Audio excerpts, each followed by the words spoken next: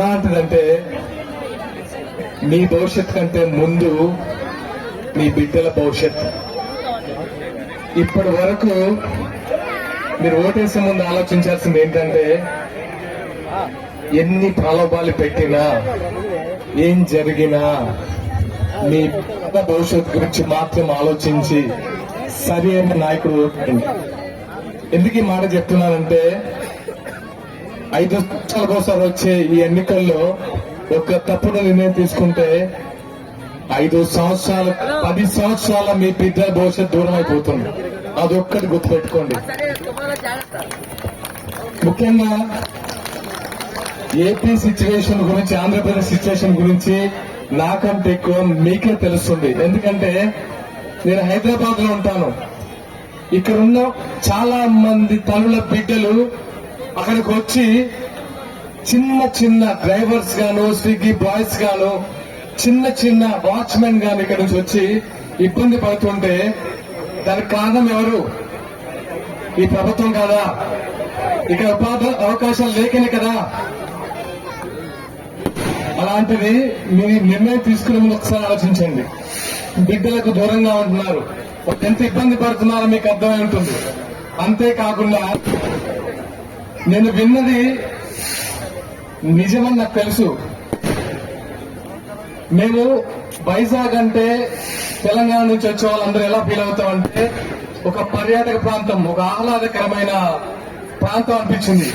అలాంటిది ఇక్కడ కొకైన్ దొరకడం, 25 టన్నుల కొకైన్ దొరకడం మాకు ఒకసారి ఒళ్ళు చదివించింది. అంటే పిల్లల్ని ఎంత మత్తుకు బానిసలు చేస్తున్నారు. ఏమైనా కంపెనీస్ వచ్చాయా? ఇక్కడ నుంచి ఒక మినిస్టర్ వచ్చాడు మీ అనకాపల్లి నుంచి, చెప్పండి. ఏదైనా కంపెనీలు వచ్చాయా? అంటే ఎంత మాట్లాడినా తక్కువే. 30,000 మంది మహిళలు అదృశ్యమయ్యారంటే ఒక్కరికైనా చీమగుట్టినట్టుందా? ఎక్కడుంది మాకు రక్షణ? ఇంకెంతకాలం? ఇక్కడికి అదే ప్రశ్నించడానికి ఒకరు వచ్చారు, పవన్ కళ్యాణ్ గారు. 10 సంవత్సరాల నుంచి పనిచేస్తున్నారు. 10 సంవత్సరాల నుంచి మీకోసం. నేను ఒకటి గట్టిగా చెప్పగలను, సినిమా ఆర్టిస్ట్ గా చెప్పగలను.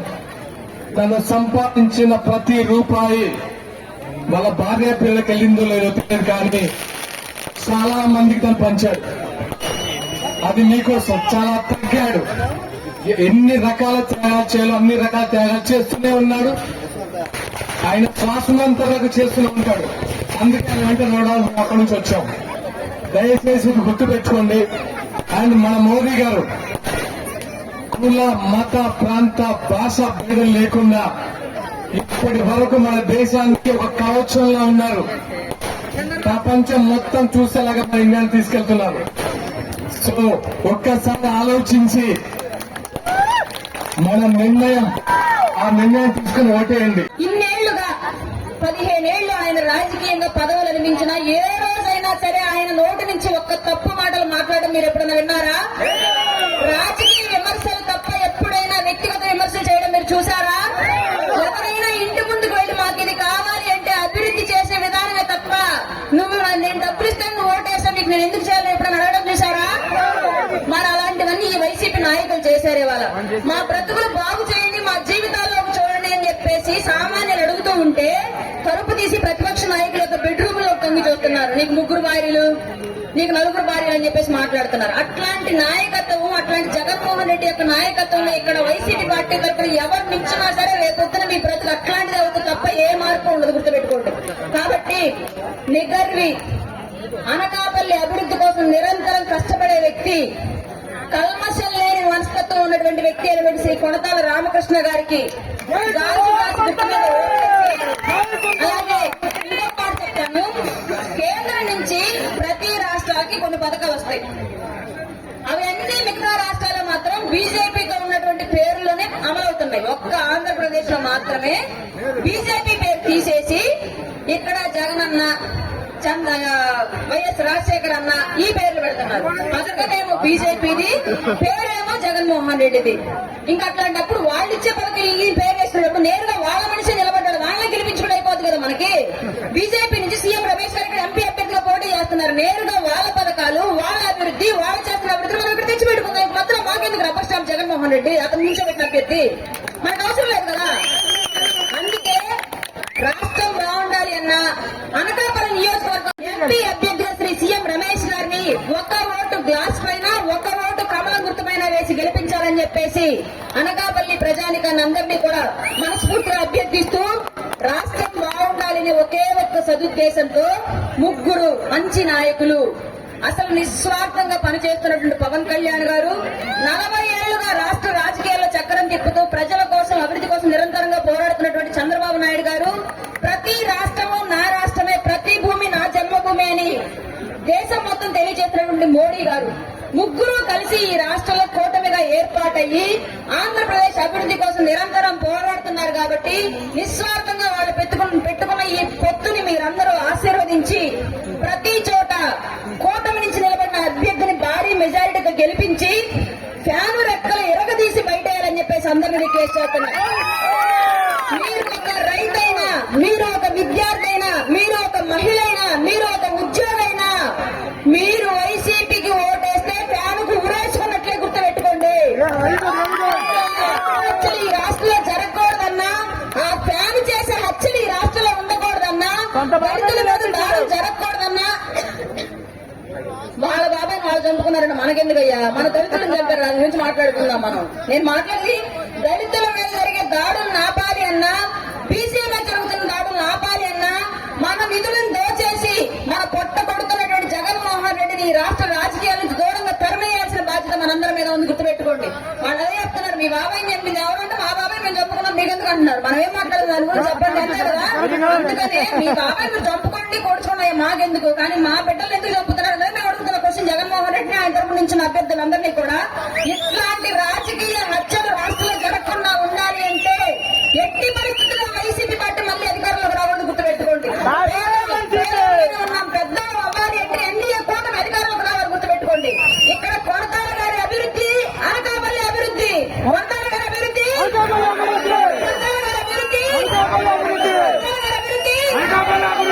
రమేష్ గారి అభివృద్ధి, రమేష్ గారి అభివృద్ధి, Janasena party, BJP party, TDP party, NDA ఐక్యత, జనసేన, టీడీపీ, బీజేపీ నుంచి ఆయన మద్దతు పలుకుతే ఈ రోజు మీ ముందు ఇంత ఇదిగా నిలబడుతున్నా.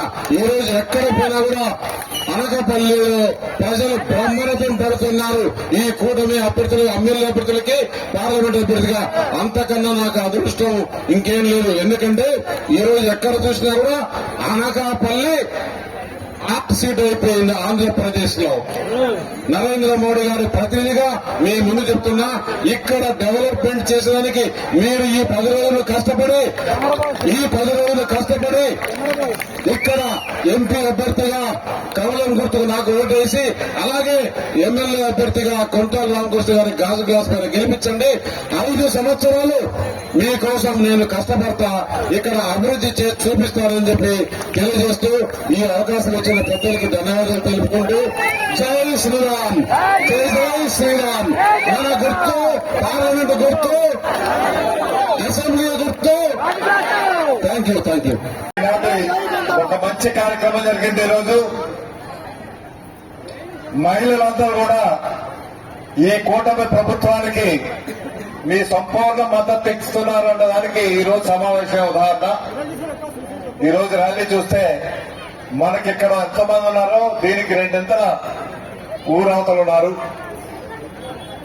అంటే మహిళ తిరగబడిందంటే ఆది పరాశక్తి ముందు ఎవరైనా కాస్తారో చెప్పండి. మీరు తిరుగుబాటు చేసి ప్రభుత్వాన్ని కూలదోయాలని నిర్ణయించుకున్నారు కాబట్టి మేమైతే ఒక్కరోజు ముందే నిర్ణయించుకున్నాం మీటింగ్ పెట్టాలని. ఒక్క రోజులో ఇంత ఆదరణ చూపించి వచ్చినటువంటి మీ అందరికీ కూడా మరొకసారి నా హృదయపూర్వక పాదాభివందనాలు. ఒక బకాసురుడు చెప్పాలంటే మహావిష్ణువు ఏ అవతారం ఎత్తాడు? మోహిని అవతారం ఎత్తి ఒక స్త్రీ కాబట్టే చంపగలిగాడు బకాసురుడిని. ఈ రోజు కూడా మనకు ప్రభుత్వంలో ఉన్నటువంటి ఒక బకాసుర ప్రభుత్వం ఇది. ఈ ప్రభుత్వాన్ని ఎవరూ ఏం చేయక్కర్లేదు. ఆయన నెత్తి మీద ఆయనే చేయి పెట్టుకునే రోజు రేపు 13వ తారీఖు వస్తుంది. ఆ 13వ తారీఖుతో పూర్తిగా సమాప్తం అవుతుంది. దయచేసి మీ అందరూ కూడా ఇప్పటికే చాలా గ్రామాలు తిరిగాం. మీ అందరి విషయాలు తెలుసు. ఈ కూటమి ప్రభుత్వం వస్తే ఏం మేలు జరుగుతుందో మీ అందరికీ కూడా తెలుసు. సొంత అక్క చెల్లెళ్ళకే న్యాయం చేయలేనటువంటి వ్యక్తి రాష్ట్ర ప్రజలకు న్యాయం చేస్తాడండి. సొంత బాబాయినే హతమార్చినటువంటి వ్యక్తుల్ని ఆయన రక్షిస్తా ఉంటే ఇక రాష్ట్రంలో మనకు రక్షణ ఉంటుందా చెప్పండి? ఎందుకంటే వేరే ఉదాహరణ ఉందా?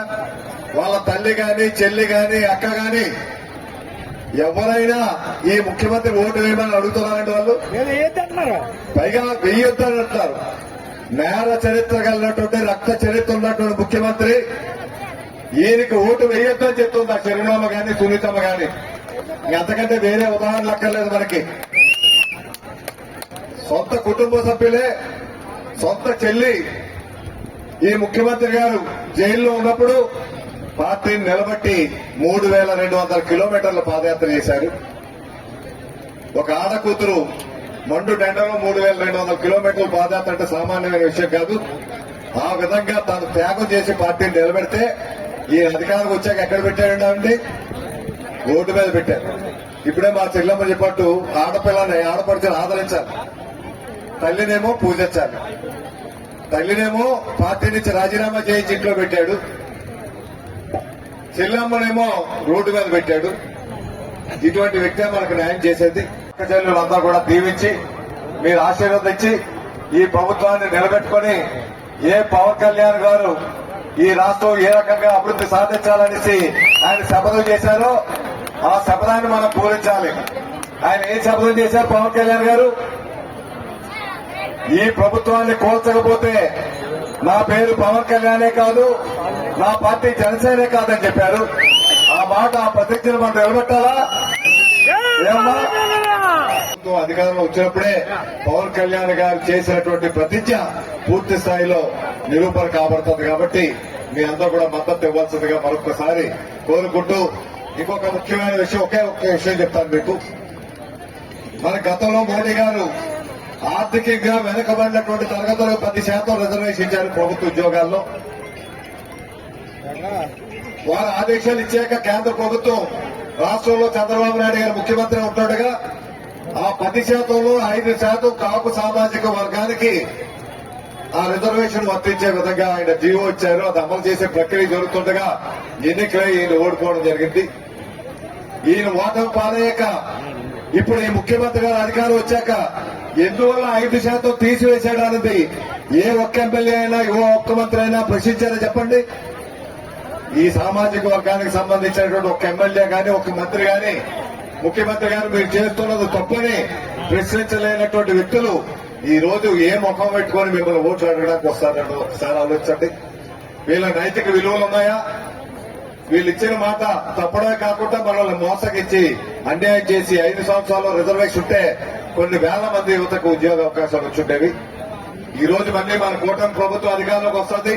మళ్ళీ కాపు సామాజిక వర్గానికి ఏవైతే మోడీ గారు ప్రవేశపెట్టారో ఆర్థికంగా వెనుకబడినటువంటి తరగతులు 10%, అందులో 5% మన కాపు సామాజిక వర్గ యువతకు ఉద్యోగ అవకాశాలు కల్పించే ఏర్పాటు చేయబడుతుందని మీ అందరికీ కూడా తెలియపరుస్తూ, ఈ రోజు ఎవరు ఎక్కడ ఉండాలో వారి స్థానంలో ఉండాలి. అధికారంలో ఉండాల్సినటువంటి చంద్రబాబు నాయుడిని ఎక్కడ పెట్టారు? జైల్లో పెట్టారు. జైల్లో ఉన్నటువంటి వ్యక్తి ఎక్కడున్నాడు? సింహాసనం మీద ముఖ్యమంత్రి అయ్యాడు. ఈ రోజు మీ అందరూ కూడా ఆదరిస్తే జైల్లో ఉన్నటువంటి చంద్రబాబు నాయుడు గారు ఎక్కడ ఉంటారు?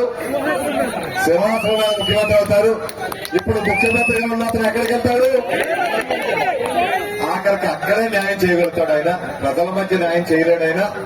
ఆయన న్యాయం చేసే స్థానం త్వరలోనే ప్రజలు ఇవ్వబోతా ఉన్నారు. కాబట్టి ఈ అవకాశం ఇచ్చిన మీ అందరికీ మరొకసారి హృదయపూర్వక అభినందనలు తెలియపరుస్తూ, మన పార్లమెంట్ గుర్తు ఏంటంటే సీఎం రమేష్ గారిది కమలం.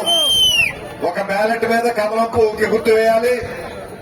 ఒక బ్యాలెట్ మీద గాజు గ్లాస్ ఉంటుంది, దానికి గాజు గ్లాస్ వేసి చంద్రబాబు నాయుడు గారిని ముఖ్యమంత్రి చేయాలి. కమలానికి ఓటు వేస్తే మనకి మోడీ గారు ప్రధానమంత్రి అవుతారు. మోడీ గారు ప్రధానమంత్రి, మన సీఎం రమేష్ గారు ఇక్కడ ఎంపీగా ఉంటారు. వారు ఎంపీగా ఉంటుండగా ఆయన ఇక్కడ ఎందుకు పెట్టారు? ఆయన మన పవన్ కళ్యాణ్ గారే ఏరు కోరి సీఎం రమేష్ గారిని అనకాపల్లిలో పోటీ చేయమని పెట్టారు.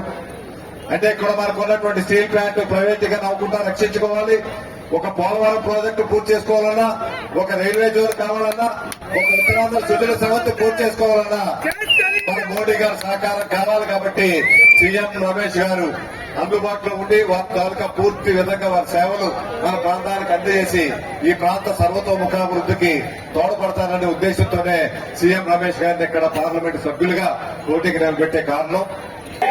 జై తెలుగుదేశం, జై భారతీయ జనతా పార్టీ, జై మోడీ.